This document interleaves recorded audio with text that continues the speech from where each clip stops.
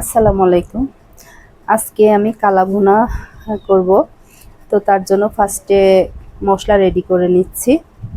তো মশলার মধ্যে হচ্ছে এখানে আছে 2 টেবিল চামচ গোটা ধনে, 2 টেবিল চামচ জিরা, 5টা শুকনা মরিচ, এখানে 2 চা চামচ শাহি জিরা, 2 চা চামচ কালো গোলমরিচ, 2 চা চামচ মৌরি, 10টা তেজপাতা টুকরা করা, এখানে স্টার অ্যানিস আছে 5টা, মেথি আছে 1 চা চামচ, রাঁধুনি আছে 2 চা চামচ, কালো জিরা আছে 2 চা চামচ, এখানে 30টা এলাচ, 5টা বড় এলাচ, এখানে 10 টুকরা দারুচিনি, 2 চা চামচ পরিমাণ জয়ত্রী, 2টা জয়ফল। এটাকে ভেঙে শাঁসটা বের করে নিতে হবে। 2 চা চামচ লবঙ্গ আছে। এটা আপনারা হালকা তেলে নিতে পারেন তাওয়ায় করে, তবে আমি বেশি পছন্দ করি রোদে দিয়ে মচমচা করে ওইটা গুঁড়া ব্লেন্ড করতে আর কি। ওই ফ্লেভারটা আমার বেশি ভালো লাগে।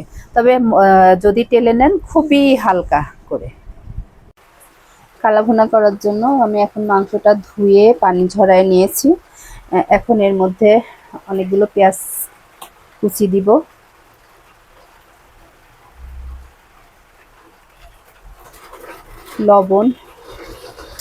লবণ দিয়ে পেঁয়াজটা ভালো মতো চটকায়ে এবার 1 টেবিল চামচ পরিমাণ রসুন থেতলায় রাখছিলাম ওটা দিয়ে দিলাম, 1 টেবিল চামচ পেঁয়াজ বাটা, কাঁচামরিচ, আদা। আমার অনেক ঠান্ডা লেগেছে, ভয়েস খুব খারাপ আসতেছে।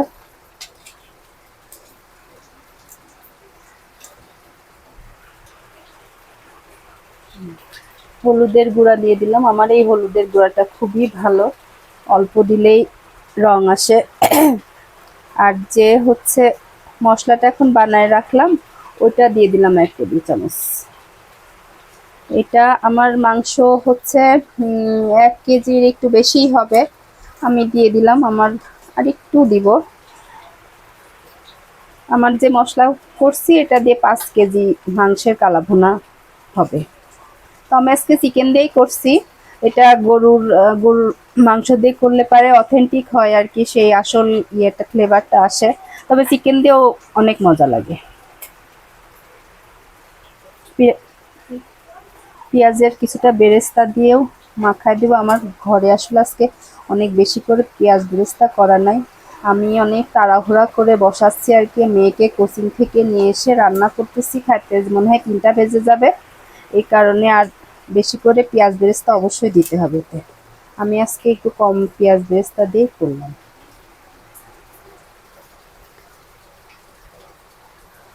এবার সরিষার তেল দিয়ে দিলাম খানিকটা, আসলে আন্দাজ মতো দিয়ে যাচ্ছি। এবার এটা পানি দিয়ে দিই। এবার পানি দিয়ে আমি এখন চুলায় বসায় দিলাম। এটা এখন রান্না হবে। এটা কিন্তু 2 ধাপে রান্না করা হয়। এবার এই পর্যন্ত দেখেন, তারপরে আসছে আবার মাংসটা হয়ে আসছে প্রায়। এখন হচ্ছে বাগার দিতে হবে এটা। তার জন্য আমি পাশের চুলায়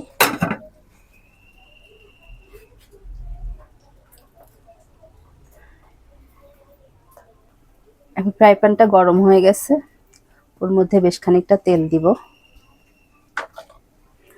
দিয়ে এবার আমি হচ্ছে পেঁয়াজ, একটু রসুন আর হচ্ছে শুকনা মরিচটা অবশ্যই দিতে হবে। দিয়ে মাংসটা বাগার দিলে হয়ে যাবে। আমার পেঁয়াজ ভাজাটা হয়ে আসছে, এখন আমি এটাকে জাস্ট মাংসের মধ্যে দিয়ে দিব।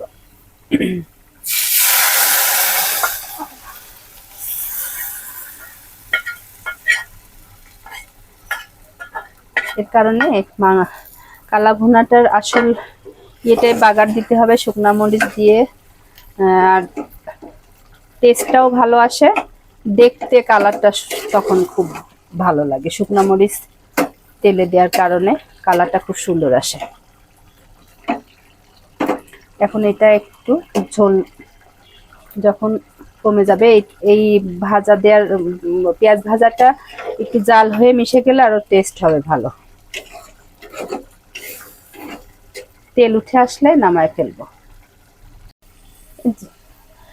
যে আমার কালা ভুনাটা হয়ে গেছে, দেখেন তেল উঠে আসছে, এখন আমি নামায় ফেলবো।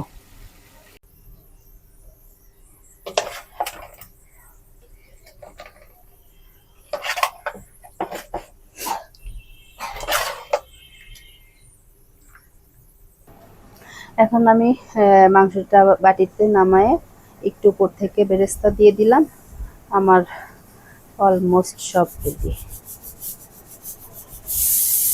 দেখেন কি সুন্দর লাগছে, অনেক টেস্টি হয়েছে।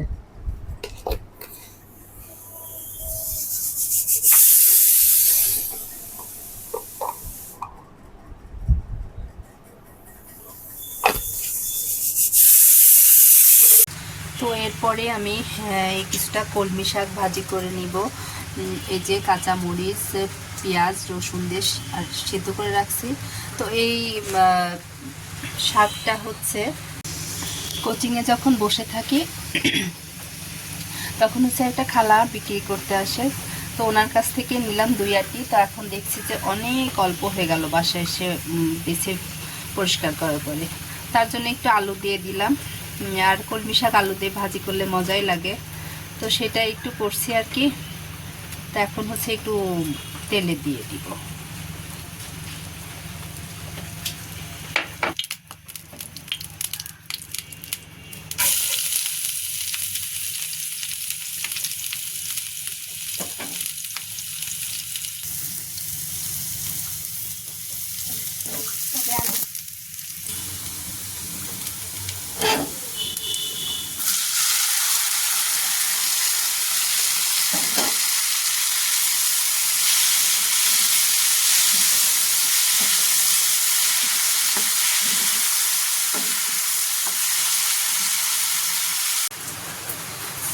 এখন শাক ভাজিটা হয়ে গেছে, আমি নামায় ফেলবো এই আর কি। এখন তাড়াহুড়া করে খেয়ে দিয়ে আমরা একটু রেস্ট নিছি কোনো রকম, নিয়ে হচ্ছে যাচ্ছি রাবিতাকে সাঁতারে নিয়ে, কারণ খাওয়ার সাথে সাথে আবার সাঁতার কাটা নিষেধ। তো আমরা প্রায় চলে আসছি, এখনই নেমে পড়বো সুইমিং পুল। আস্তে আস্তে সে গেটের এপাশ থেকে তারা আব্বুকে দেখতে পাইছে, দেখে তাড়াহুড়া করে নেমে সুইমিং পুলে নেমে গেছে।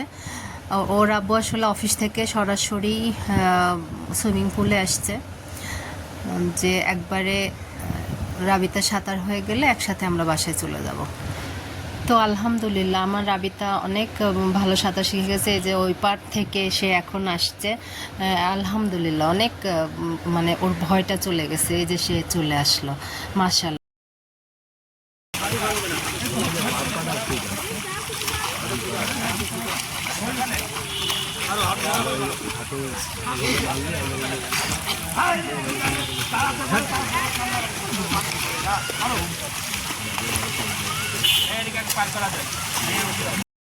তো আমার ভিডিওতে একটা লাইক দিবেন, আর যারা ফেসবুক থেকে দেখছেন ভিডিওটা তারা আমার পেজটাকে একটা ফলো দিবেন, যারা ইউটিউব থেকে দেখছেন তারা আমার চ্যানেলটাকে সাবস্ক্রাইব করে দিবেন। আপনারা সবাই ভালো থাকবেন, দেখা হবে নেক্সট ভিডিওতে, সে পর্যন্ত আল্লাহ হাফেজ।